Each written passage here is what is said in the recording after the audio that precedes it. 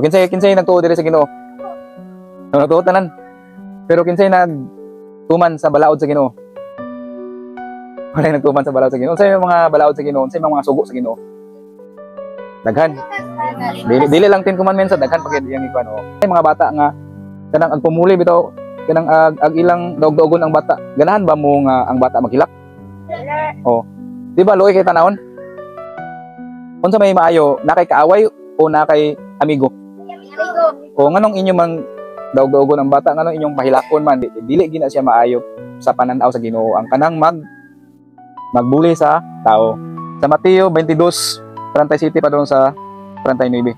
Si Jesus mitubag, higugma ang Ginoo nga imong Dios sa tibuok nimong kasing-kasing, sa tibuok nimong kalag, sa tibuok nimong hunahuna. Kani ang labing dako o labing importanteng sugo. Ang ikaduha, higugma ang imong isig katao sama sa imong kaugalingon. Nagets ninyo? So una, higugmaon nimo ang Ginoo. Ngano kay ang Ginoo man natulo sa ato unsaon paghigugma sa atong kaugalingon sa atong isig katao. Ikaduha, higugmaon nimo ang imong isig katao. Higugma ba na nimo kung sige nimong kapakapakon, sige nimong subagon ang imong isig katao, sige nimong pahilakon? Dili no. Unsa imong baton?